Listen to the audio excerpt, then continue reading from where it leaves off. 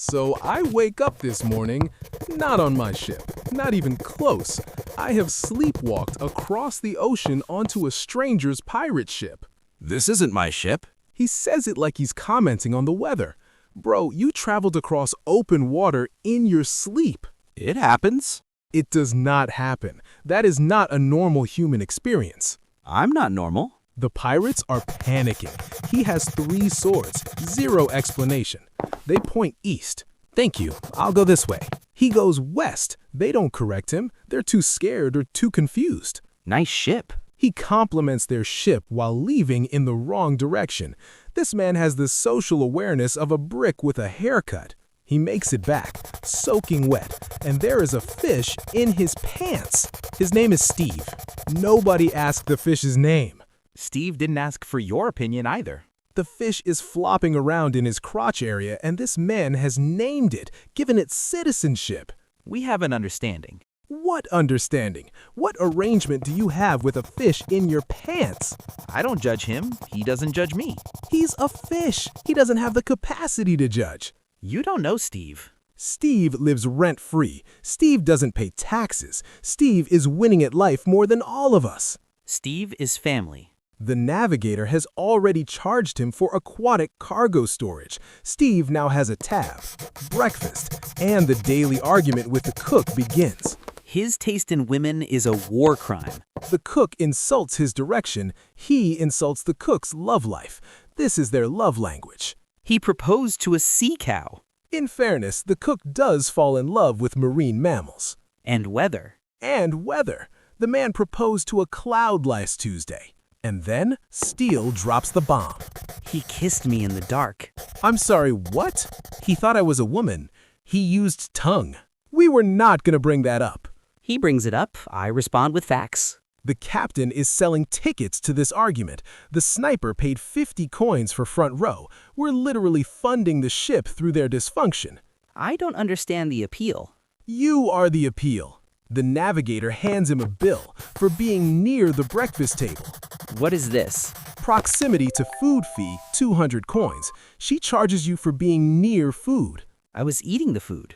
That's a separate charge. Food consumption fee, 300 coins. Chewing fee, 50 coins per chew. You chewed 47 times. That's 2,350 coins. I don't know what coins are. You don't know what money is? I know what swords are. Swords are simple. You cannot pay for breakfast with swords. I've done it before. Where? At the wedding you accidentally attended? The captain sends him to town. Simple task. Buy rope, come back. Easy. Those were his exact words. Easy. Remember that word, because what follows is the opposite of easy. How hard can rope be? We're about to find out. The town has 12 buildings. One of them sells rope. The other 11 are going to have an unexpected visitor. I have a good feeling about this. You should not have a good feeling about this. He enters town. 12 buildings. He needs building number 7, the rope shop. I'll start here. That is a wedding. Those are strangers. The cake is free. He sits down at a stranger's wedding, eats their cake. The bride is staring at him. Congratulations. He just congratulated people he's never met on a wedding he was not invited to, while eating their cake with 3 swords on his back. Good cake. He leaves the wedding, walks into a funeral. I paid my respects. To the wrong person. You bowed to a painting of a horse. The horse looked important. The horse is a painting. The actual deceased person was on the other wall. I said something nice. You said you lived well, warrior, to a horse portrait. The horse may have been a warrior. You don't know. I absolutely know that horse was not a warrior. Building number 5, the women's bathhouse. I thought it was the rope shop.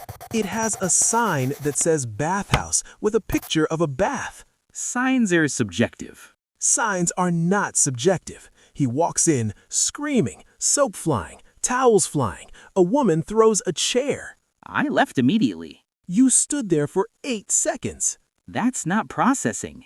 8 seconds is loitering. He walks out, turns around, walks into the same building from the other door. I thought it was a different building. It's the same building. It has the same screaming women in it.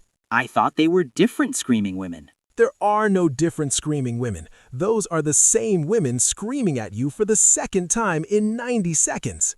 This time they threw a table. An upgrade from the chair. You got promoted in the projectile department. Where is the rope shop? It's next door. It was always next door. Building number 6, literally touching the bathhouse wall. A sign that says rope in letters 3 feet tall. Found it. It was right there the entire time. You went to a wedding, a funeral, a bathhouse twice, a chicken coop. The chicken coop looked like a door. It was full of chickens. I thought the rope shop had a poultry section. Why would a rope shop have chickens? Diversified inventory. Inside the rope shop, he buys the rope, simple transaction. Then he tries to leave. Which way is out? It's a one-room shop. The door is behind you. Doors move. Doors do not move. The merchant is pointing at the door, the only door, and Steele is walking toward the back wall. This feels like a door. That's a wall with rope on it. Walls and doors are similar. They are fundamentally different. One you walk through and one you walk into. I've walked through walls before. That was the bathhouse. You didn't walk through it, the women threw you through it. Walking back. Alley. 10 bandits block his bath. Move. One word. They don't move? Big mistake. I asked nicely. What follows is the most beautiful act of violence I've ever narrated. 3 swords, 1 slash, all 10 down. The slash is so clean the air itself got cut. They should have moved. The greatest swordsman alive, no debate. The man who can't find a door in a one-room shop just cut 10 bandits down in the time it takes to blink. Easy. How is fighting easy but finding a door is impossible? And now the pathetic part. Straight alley, 2 exits, both visible. He walks in circles. The alley was confusing. It's a straight line. Exits are subjective. Exits are not. A defeated bandit, from the ground, in pain, gives him directions. I didn't need his help. You walked past the exit 6 times. The bandit you just knocked out had to help you leave. He was being polite. He was in pain. He helped you because watching you walk in circles was more painful than his injuries. Where did I end up? The wedding. Again, 4th visit. 4th slice of cake. Still free. He's back. With the rope, and the navigator has prepared a bill. How much is rope? The rope is 50 coins, but the damages... Damages? Bathhouse lawsuit settlement, 5,000 coins. Wedding cake theft, 200 coins. Funeral emotional damage, 100 coins. Chicken coop trespassing, 50 coins. 4 visits to the same wedding, priceless. The cake was free. The cake was not free for us. The wedding couple is invoicing us. I signed their guest book. As Steve's dad. They think a fish's father attended their wedding, training time. And whatever his brain lacks in GPS, his body makes up for in swordsmanship. Focus. He cuts a raindrop in half. I've seen it. An actual raindrop. Mid-air. Clean split. In half. Both halves. He can cut sound. I don't know how.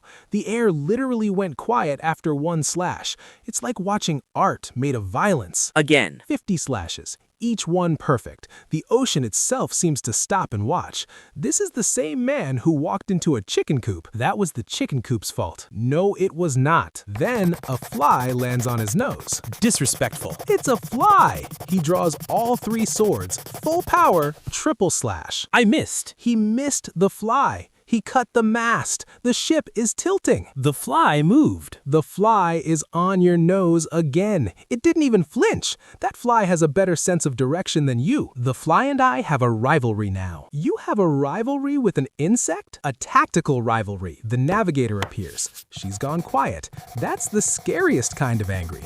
Numbers angry. How much is a mast? She has a graph. She prepared a graph for this exact scenario. She expected him to cut the mast. I don't understand the graph. It's a single number with a dollar sign. Graphs are confusing. That's not a graph problem, that's a you problem. She says the mast costs more than the entire existence. How much is my existence? She showed him the math. He owes more than the national debt of most countries. Steve somehow also owes money now. Steve has no income. Steve has no hands. How did she give a fish a tab? Medical examination. The doctor checks checks his sense of direction. There's nothing wrong with me. Which hand is this? The doctor holds up his left hand. Right? It is not right. He holds up a map. North is at the top. I don't believe in north. North is not a belief system. Directions are a social construct. Diagnosis, quote, his brain physically skips the part where directions happen. I've never seen anything like it. Almost impressive. See? Impressive. That is not the takeaway. Campfire. The crew shares their most embarrassing moments. I walked into a stranger's bathroom while they were using it. How long were you in there? 30 seconds. 30 seconds? That's not an accident, that's a visit. I said, excuse me. You said excuse me and then stayed for 20 more seconds? I was looking for the door. The door was behind you, the same door you came in through. Doors change position when you're not looking. They do not. Nighttime. And he's sleepwalking. Again. Walking toward the edge of the ship. Different ship. Better cake. He's dreaming about the wedding cake while walking toward the ocean. Second slice. Free. The cook catches him, grabs his collar just in time. He doesn't even wake up. Thank you for the cake. He's thanking the cook in his sleep for imaginary cake while almost drowning. This man's subconscious has worse navigation than his conscious mind, and that's saying something. Late night. And he's holding it, the white sword. Not his, hers. I didn't get lost. She never got lost. Not once. She could navigate anything, any maze, any city, any forest. I can't find the fridge on my own ship. The fridge is 10 feet from your hammock. It moves. It does not move, but she would have found it for you. She would have found everything for you. She would have laughed at me first. So hard. She would have called you an idiot. Sometimes I hold this and think she'd laugh at me. She would. Then she'd grab my hand and take me where I needed to go. Yeah, she would. I miss that. I know, man. The only person who could find me when I was lost, and she's the one I can't find anymore. That's the cruelest irony on this ship. The man who can't find anything lost the one person who could always find him. Salt in the air. It's not allergies. It's scientifically salt. It's not salt either, but I'll let him have it. Why 3 swords? Why train every day? Why become the greatest? A promise. To who?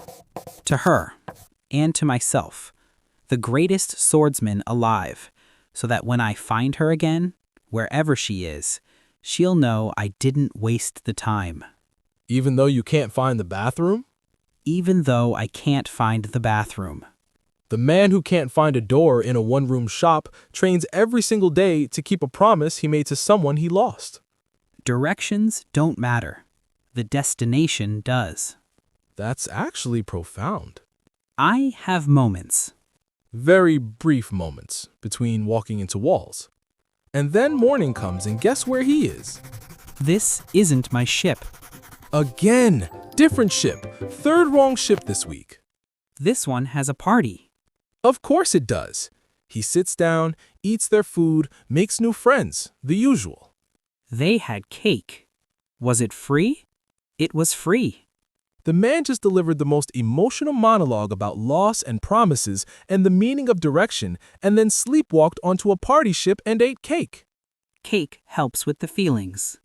That is not therapy. Free therapy. He's now accidentally visited 6 pirate crews, more networking than our navigator. Networking is easy. You just show up. You show up in your sleep. That's a medical condition, not a strategy. The crews all like me.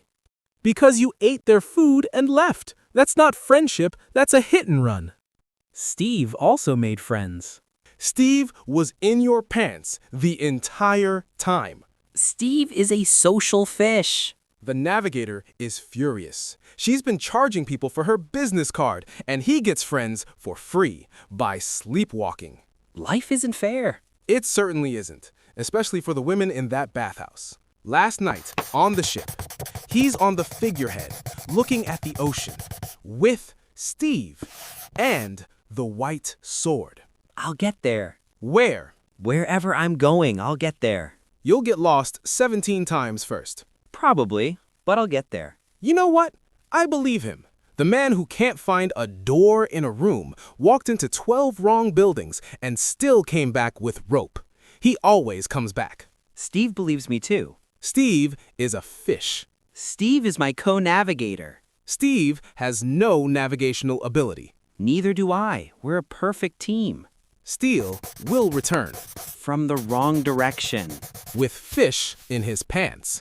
Steve says hi. Steve is a fish. Steve says nothing. You don't know Steve like I do. Next episode, the Navigator.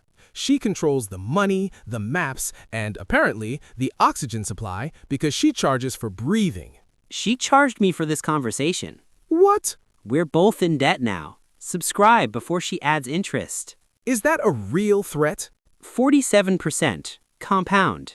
Daily. Subscribe now, please. I cannot afford this.